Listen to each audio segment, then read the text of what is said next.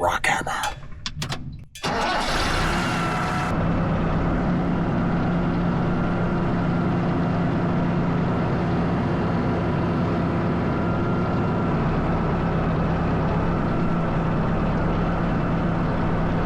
Hey there, welcome back to Farmcraft. I'm John, and I bought myself a rock breaker. So I got this breaker from Coastal Machines. It is set up for a skid steer, and I'm going to modify it to go on my excavator. This thing weighs 1,500 pounds, so it's kind of big for my excavator, but it's not that big. It can definitely handle it. This is their 850 model, which they said is more of a commercial unit. It hits hard and should last a long time.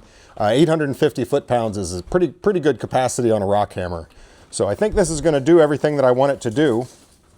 First, I've got to figure out how I'm going to mount this to my excavator. What the heck is that for?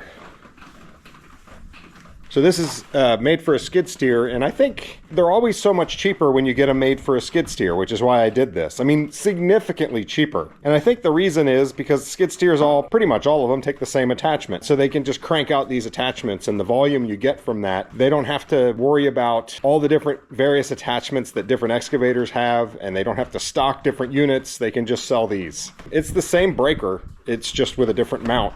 And you'll spend $2,000 to have a different mount on there. And I'm surprised, this is a really heavy duty mount. I mean, I'm not surprised, like he said, it's a commercial unit, but that is a nice skid steer mount.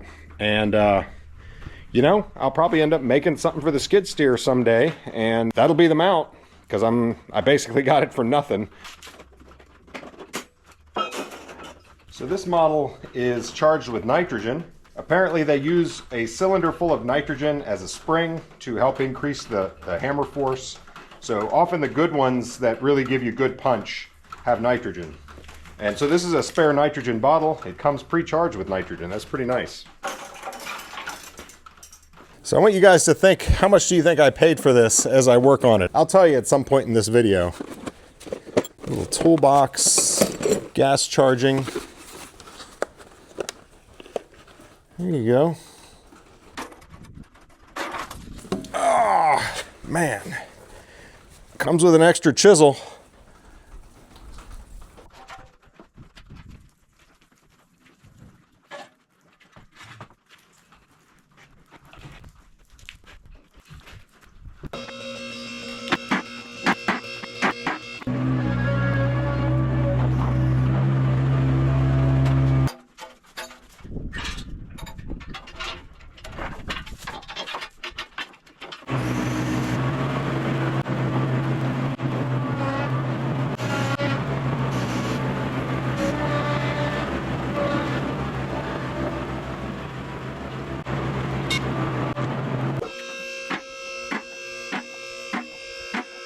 So I've been given a lot of thought as to how I want to do this. So this is a 5/8 inch thick plate, and I have 1/2 inch. I don't have anything 5/8.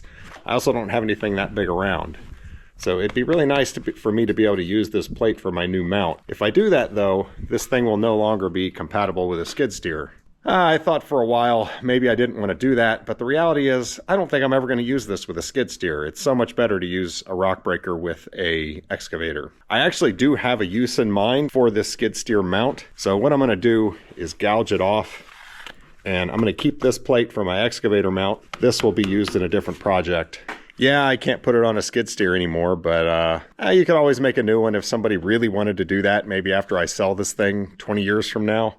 I'm not going to worry about that right now. I don't feel like going out and sourcing a new 5/8 inch plate, paying the money, spending the time, and then having this thing just sitting there in storage for 20 years that I'll probably never use. So yeah, let's work with what we've got.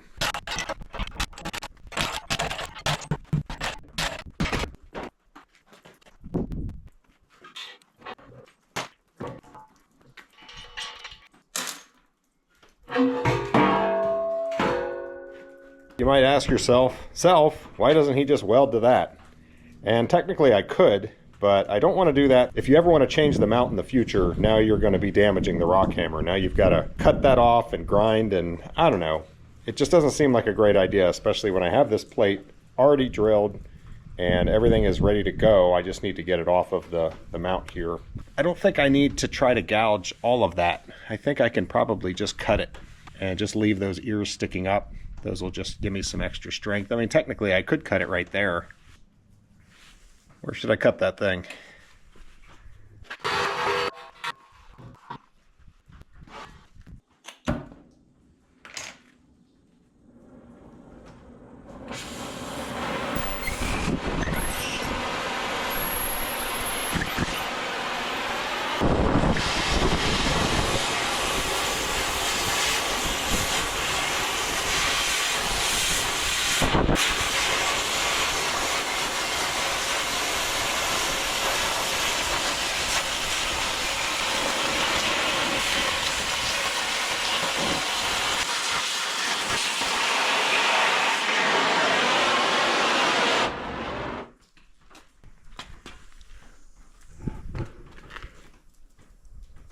Now, when I do the other side, this plate is what's holding it up. So I'm going to lean that against the hammer, and it's going to fall when that plate comes off.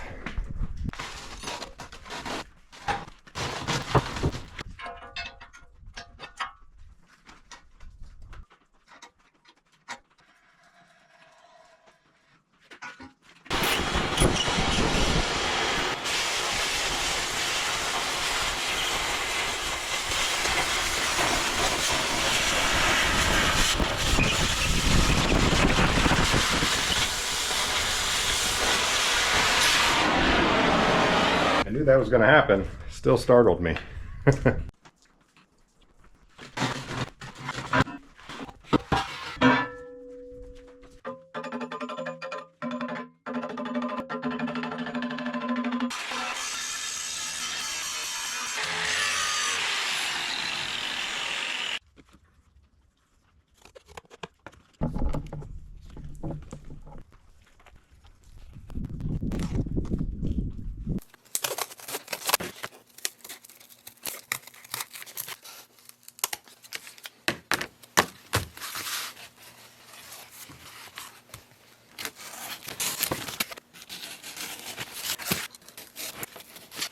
Alright, so yeah, I went out and looked at the excavator and was trying to decide how this should be pitched. And it looks to me like flat gives me a good amount of curl and a good amount of extend, and it should have full range of motion for what I need. So it'd be nice if this was 2 inches narrower.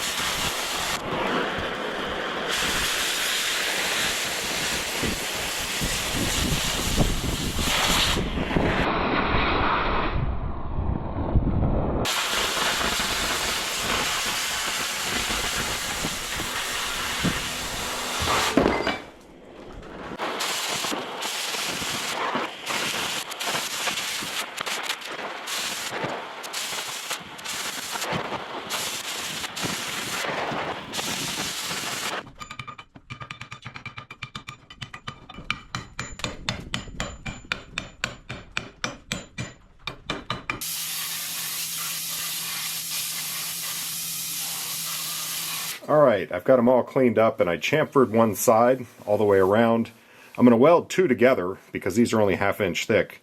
That'll give me 2 1-inch thick plates, which will spread the load out a lot more. This is a big hammer after all that's going to be taking a beating, and I didn't want to just have just the 1/2 inch plate.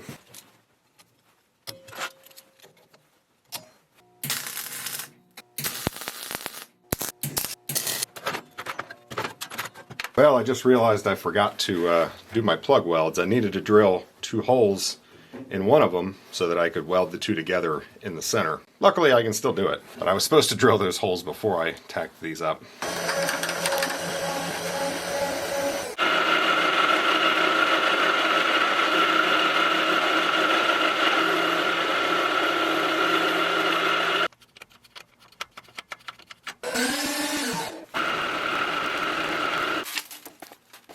So those are ready for plug welds, but I'm going to go ahead and weld the perimeter, and then I'll come back and that'll tie those together in the center as well.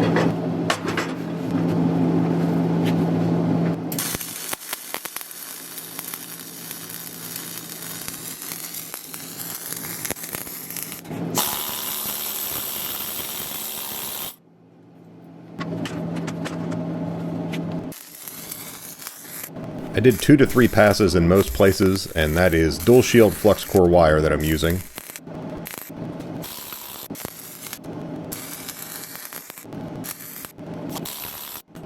And while that one's cooling off, I'll give the same treatment to the second one.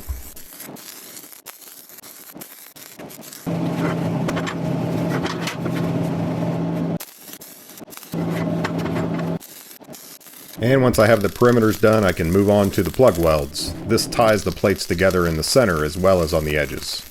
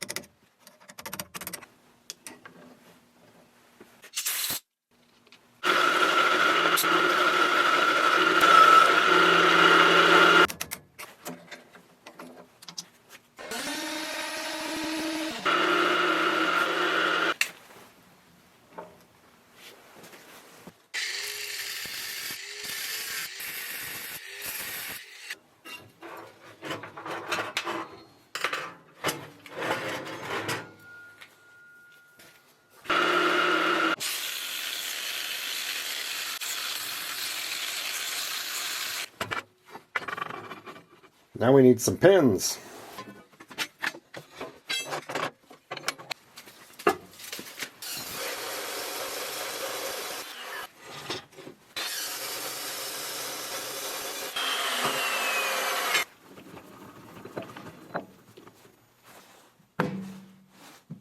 Here I'm just getting it to run true out on the end, just adjusting it with a hammer. I get it to within a few thousandths, close enough.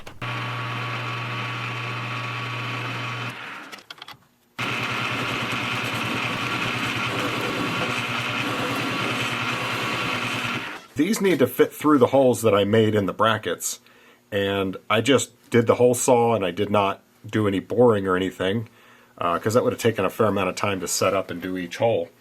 So I need to make this fit. The thing is, the center portion needs to be 1.77. It turns out that that hole saw cut a little small, so it'll probably fit if I do 1.76. So the outer 1.25 inches on both sides, I'm going to have to take down an extra 10 thousandths. It won't look like much, but it won't go together if I don't do that. It's 2 inches right now, so I've got almost 1/4 inch to take off of it.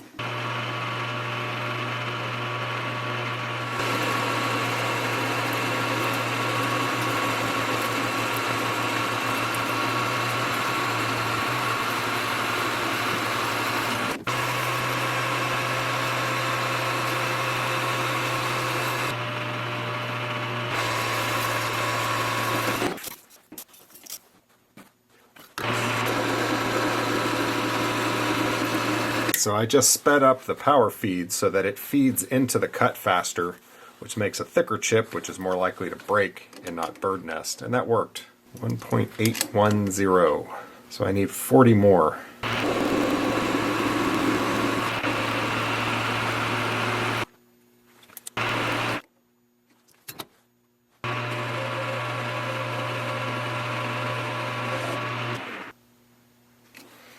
That should fit.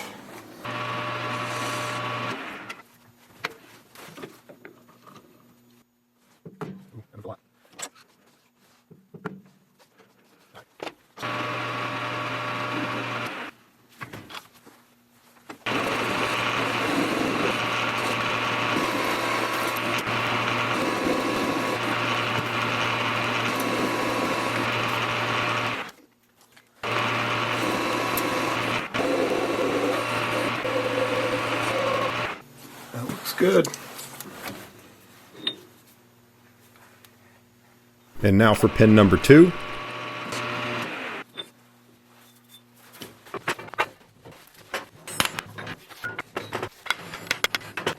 The nice thing about this is these pins don't move. They don't need lubrication or anything like that.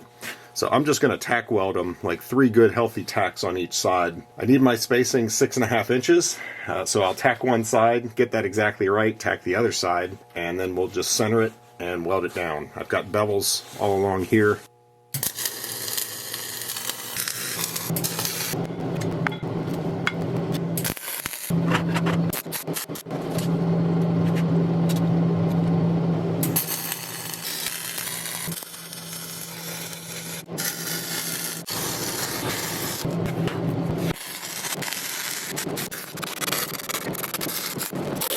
That noise you're hearing is that fume extractor. It is pulling the smoke right off of the top of it and keeps the air reasonable in here. I still wear a mask, but that helps so much. Obviously, I should have made both sides square like that. I just wasn't thinking when I did it. So I'm going to have to go over there and tie that in with weld. It'll be fine, but that was just kind of dumb. Little oversight. So I'm just going to put like 2 or 3 more passes on each side. I think the inside weld is good enough. I mean, already that's probably overkill, but why just kill it when you can overkill it?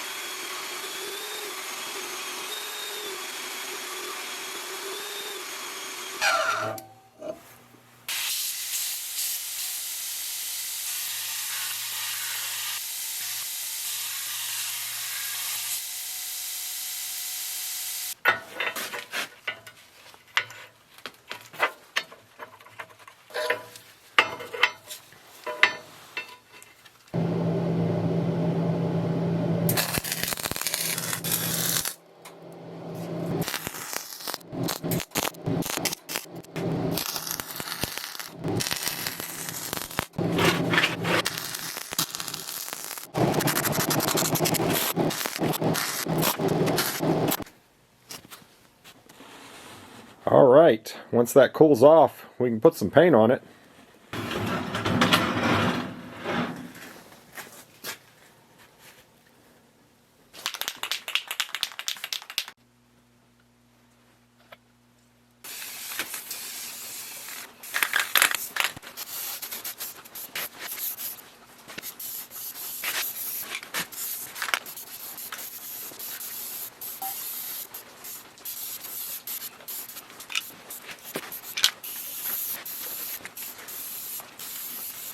And that almost looks too good. Doesn't fit in with this channel, does it? These bolts are just absolutely destroyed. So I'm sitting here chasing them, and then I'm also going to chase the nuts too if they look messed up. But the bolts look bad. Yeah, like half of the bolts on it were really torn up. They were either cross-threaded when they were installed or they weren't new to begin with. I've never seen bolts this bad coming off of a new machine. I can't even get this one to engage with the die, and that is the correct die. There, I got it.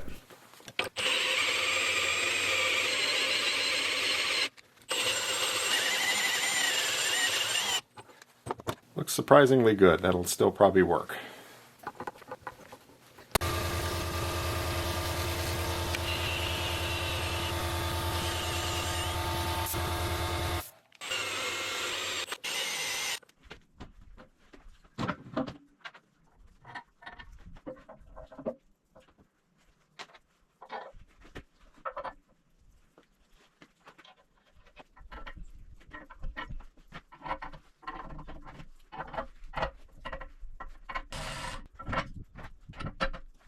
This is red Loctite. And it's snowing.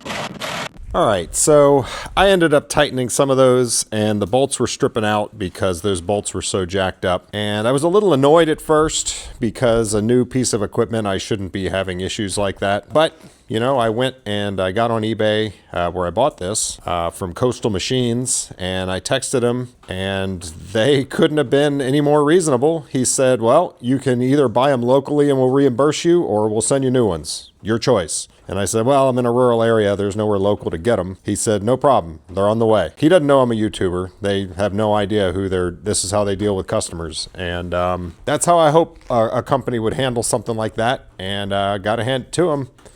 They did the right thing. So that's worth giving them a shout out. I'll also tell you at this point, I paid $3,500 for this hammer, which is a fantastic deal in spite of this little bolt issue, which is easily solved. I had some 5/8 bolts, which really aren't big enough. I can go ahead and use it like it is, but when the new bolts come, I'll switch those out. I guess it remains to be seen if that's a good deal. I'm pretty sure it is. We need to see this thing in action. I've got some hard rock to hammer through, but yeah, let's keep on keeping on here. We're almost done.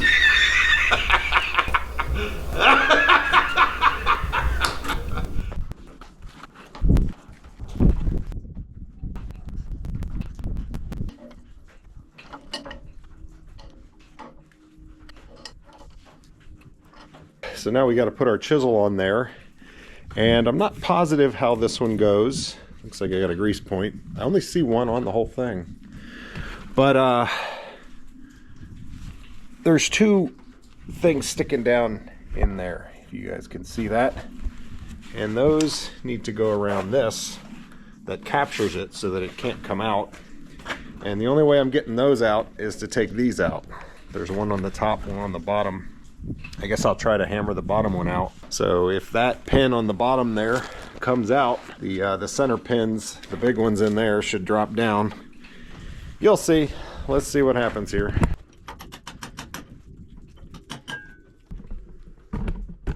So I wasn't sure what this was, but it turns out it was just a rubber cap.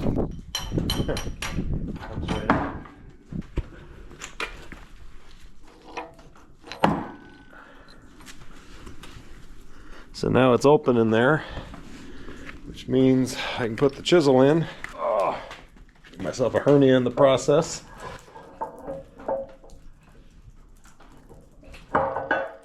Now it's just a matter of sliding those pins back up into position and putting the sideways pin in place to keep them there. Yeah, that was easy. Get much easier than that.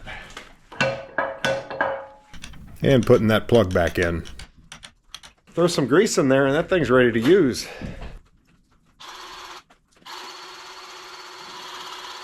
I gave it a lot of grease just because it's first time use.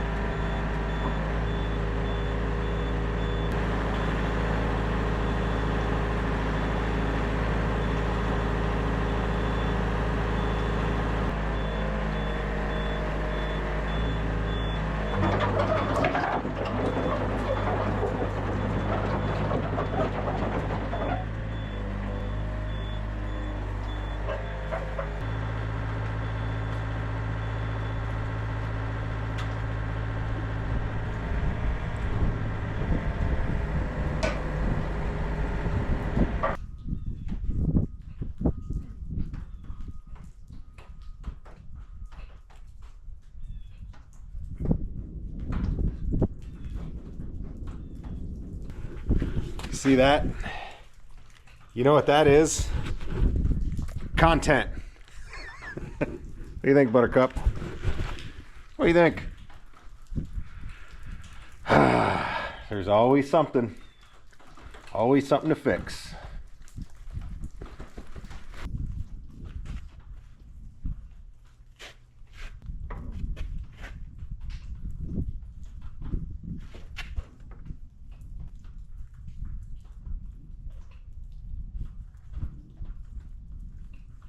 So that quick connect is bigger than the ones that are on here, which I've never had an issue with before. I've put other attachments on here like the bush hog.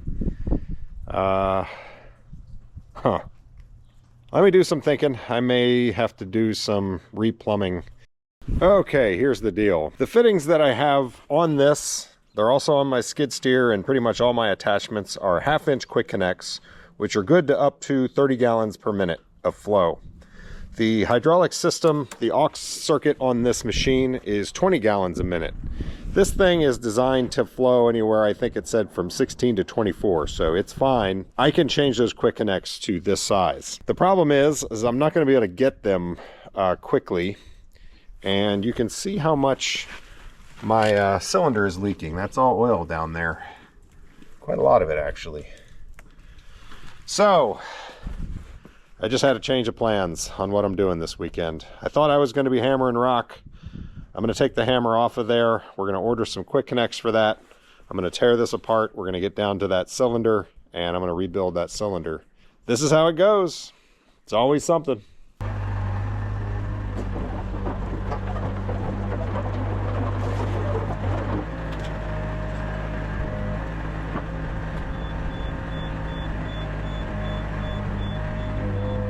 All right, that's the cylinder right there.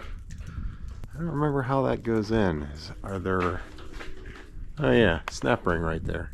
So I can get that off. And then these, I remember, because I've had this apart before, there's some set screws or something in there.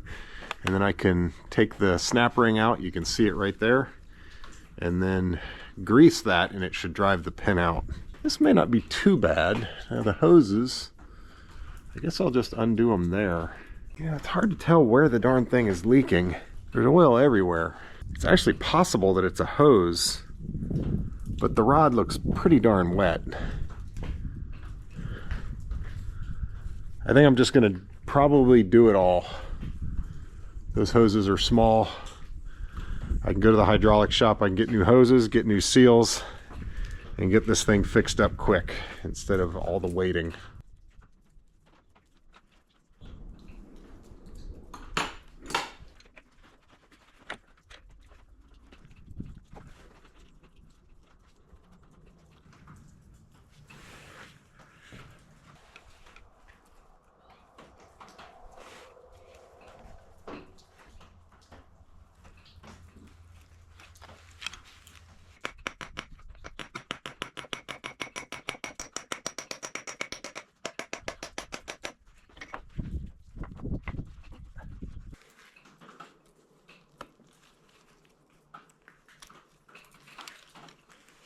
So I'm pretty sure there's some set screws underneath there holding those pins in. So I'm going to take this guard out of the way. Yeah, made a little room. There it is. That's the set screw. Do you mind? You go hang out over there for a little while.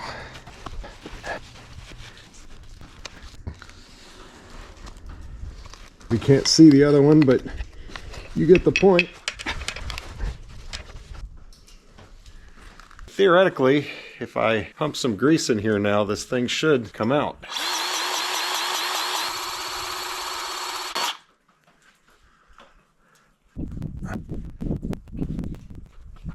All right.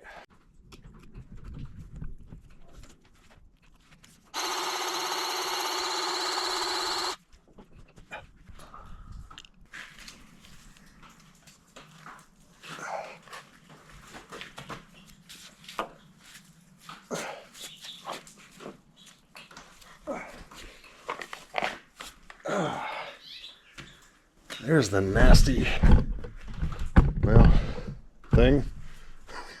I can think of a better term, but I'm not going to use it right now. Yeah, where is it leaking? Probably the hose was the major leak, but I mean, there's a bunch of oil that's been sitting directly underneath that. I think they were both leaking. And I'm going to fix them both.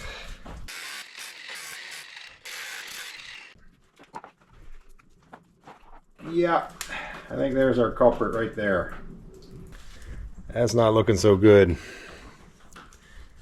Ooh, we're up there.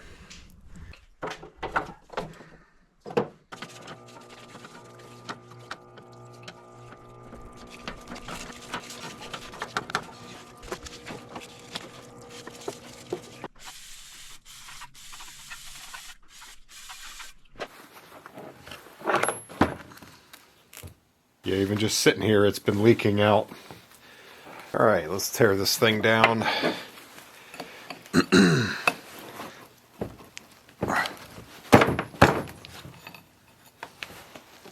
Maybe.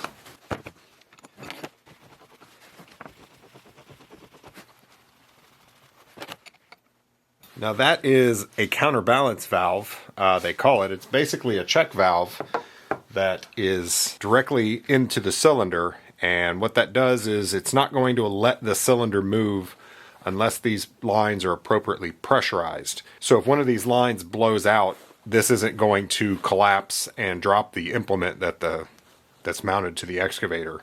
That's a safety thing because, you know, you're digging around other people or something and you're swinging back and forth. One of these lines blows out and your bucket goes flying off. That would not be cool.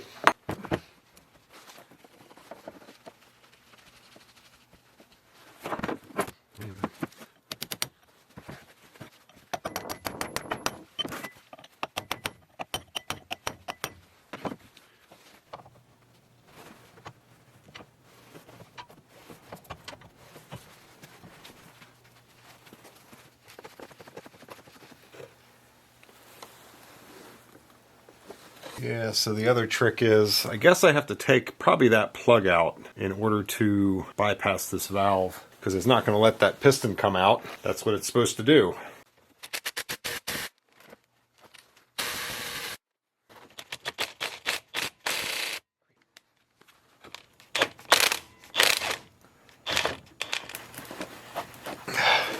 Still won't let it come out. There's another plug on the back here. I just got it loose. Take that out and see if that makes any difference. I put that one loosely back in because I don't want a bunch of crud getting in here. There we go. This is down into the guts of her. Yeah, I think that's the actual check valve right there. Allow this to move. Yes. Okay.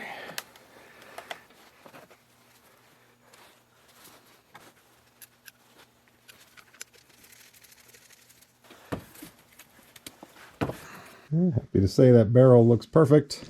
No dents.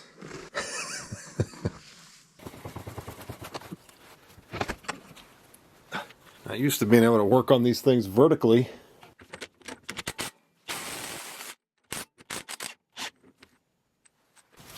Yeah, it had some Loctite on it. Alright, piston first. Wear band actually looks to be in decent shape. I'll measure it. If it's a consistent width the whole way, I'll probably just reuse it. And we've got a split ring here.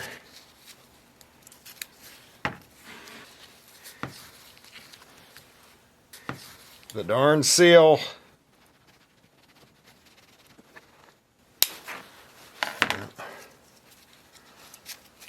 Here's that.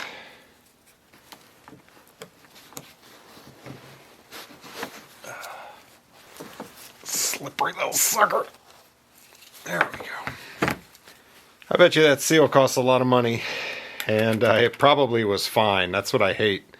Because usually when you come in, you're replacing the rod seal, which is in the gland.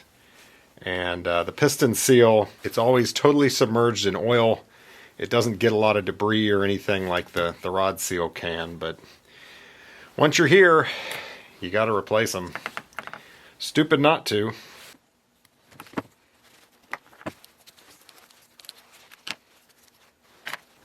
This is the rod seal. This is the one that was leaking. And the one I just launched across the room. Alright, that's just a U-seal. Now the wiper. Is that all wiper?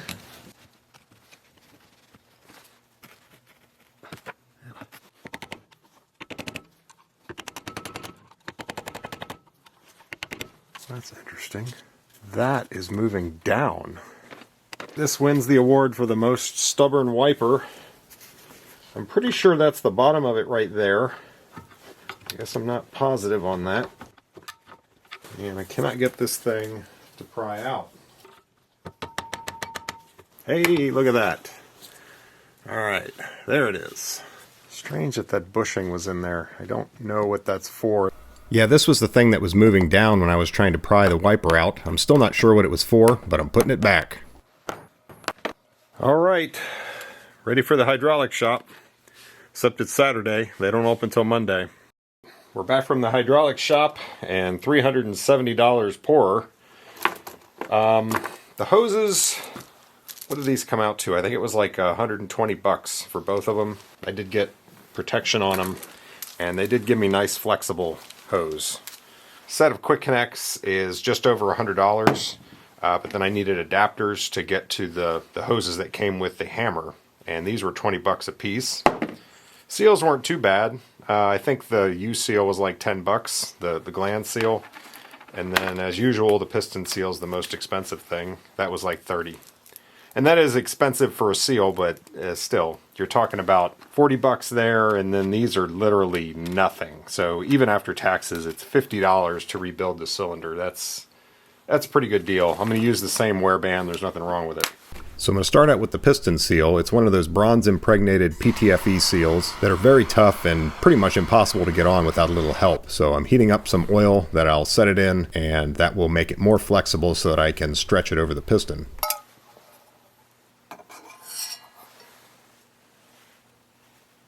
Now there was no way this would go on before putting it in oil. The problem is they stretch and have to go back into position before you can put it down in the cylinder. So I got to get that to spring back in, and I'm going to use a hose clamp to do it.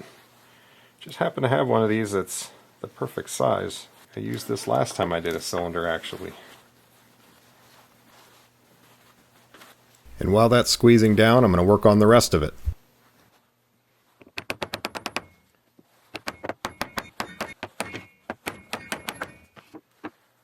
This is the old wiper.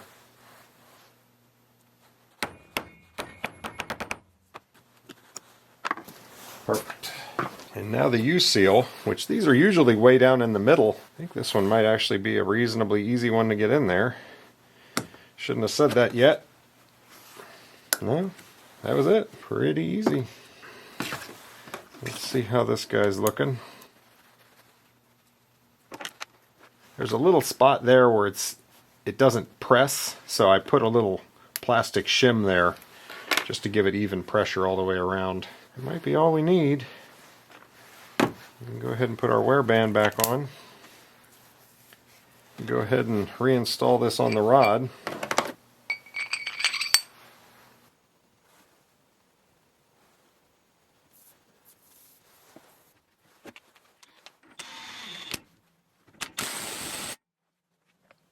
Why? Why'd you guys let me do that?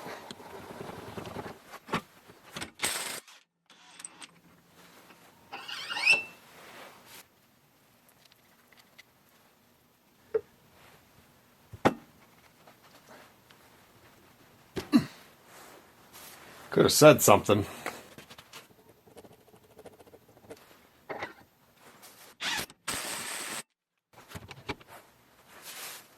Now, does that look like it's compressed enough? Yeah.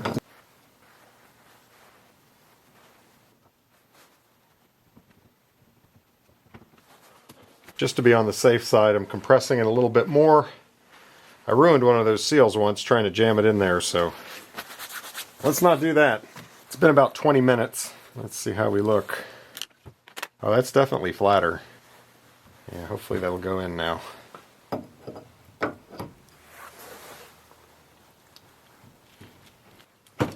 Yeah, there we go.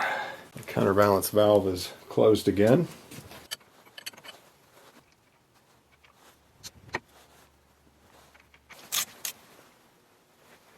Click! Click! Alright, it's official. I'm not taking this cylinder seriously enough. I have screwed up yet again. Whole thing, he's coming again. Alright. this guy goes there, like that. What I just put on is this lock ring. One bend goes towards the barrel, the other bend is going to go in one of these tabs, and it prevents this from being able to unscrew. Okay, now we can put it back in.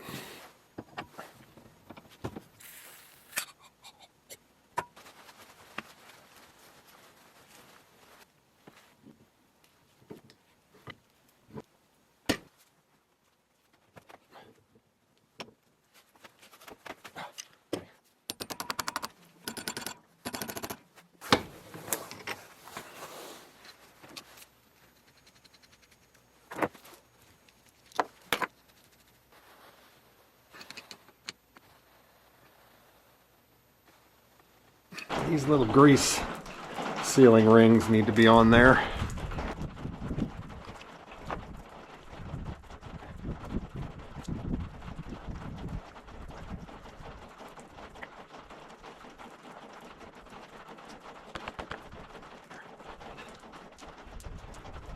These half pins have some little divots in them for that set screw. I think it's actually this one.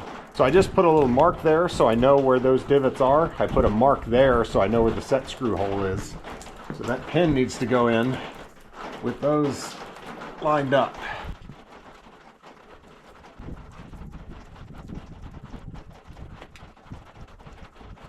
And that's not the easiest thing in the world to do. So I wish the cylinder was extended a little bit. So I'm going to blow some air in the lines and try to make that happen.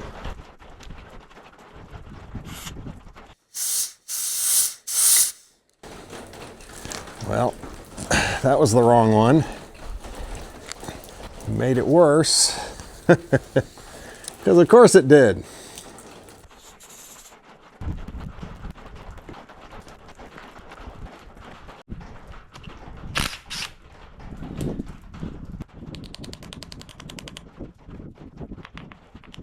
There it is.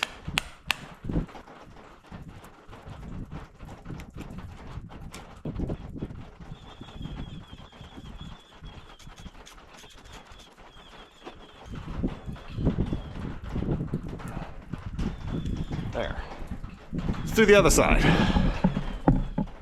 Now hopefully, since that side's holding it, this side will just go in. What are the chances?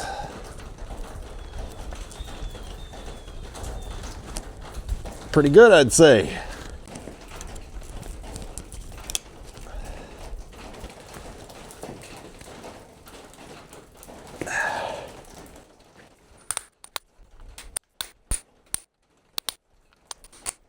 Last snap ring. Okay.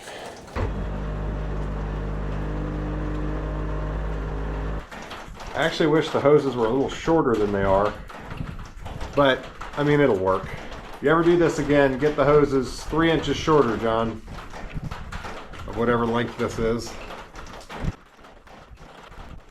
So in case anyone else is doing this, I will go ahead and measure what I've got here, and it looks like they're 24 inches, which would make sense. Somebody just did a 24-inch hose.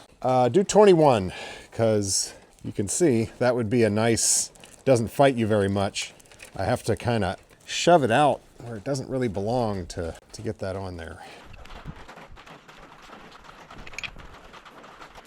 See, that hose being too long is making one of them stick out there, which doesn't really matter, but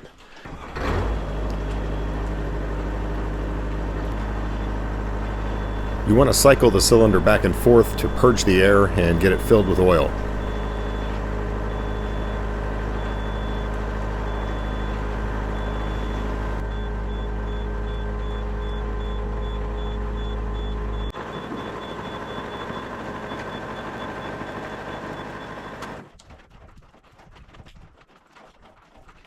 No leaky leaky.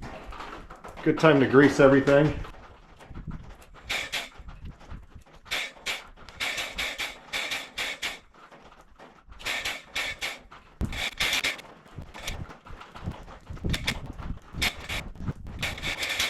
I was trying to forget about these set screws, but I didn't. Click. And the cover plate goes like that. Now, finally, we can actually get some of the right quick connections on here. And I did orient these the way that I want them as far as the controls. This is the hydraulic fluid in and this is out.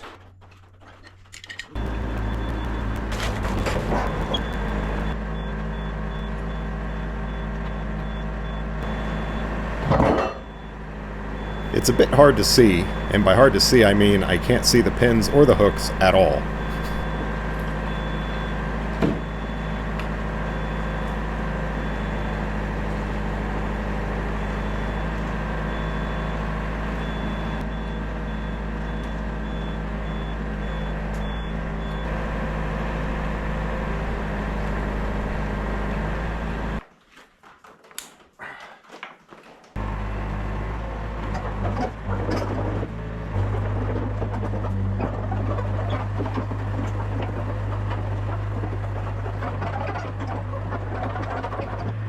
Here I'm just making sure I have full range of motion and the hoses aren't going to conflict with anything. And then I'm going to a ridiculously small test subject here.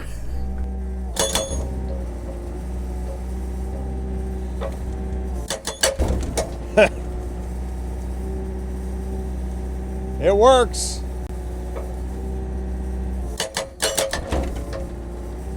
Yeah, that's going to work great. Awesome. I can make gravel for the driveway.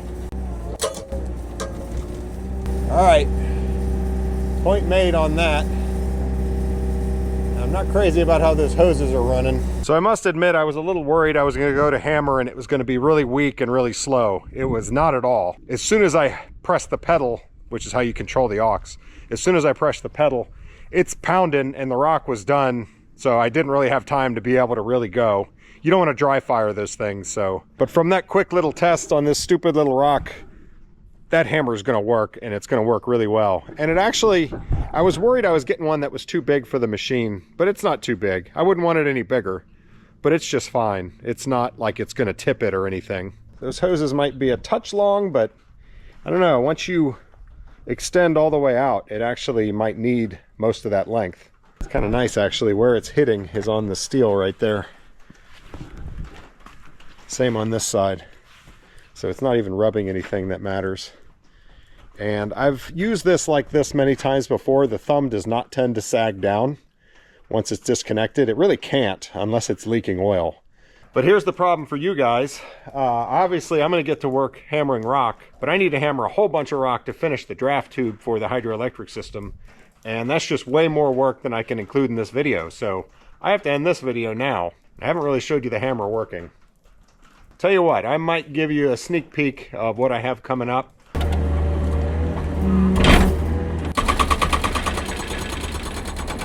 Wow.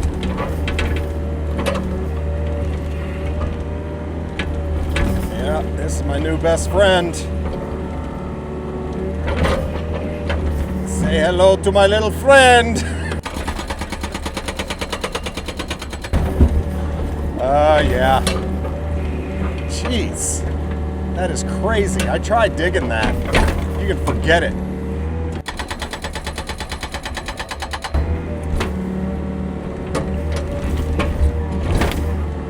But most of the hammering and working on that site down there is going to be in a coming up video. So there you go, guys. Rock hammer installed and works.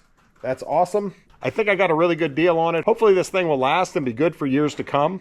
I've checked the reviews on these, and a lot of people are really satisfied with them, so I think it's going to be fine, especially for me. I'm not going to be using this thing on a daily basis. Made one heck of a bracket to mount that thing. I probably overkilled that, but you know, better to overkill it than to underkill it. And then I'm glad I fixed the leak on the quick coupler for the excavator. I hate leaks like that.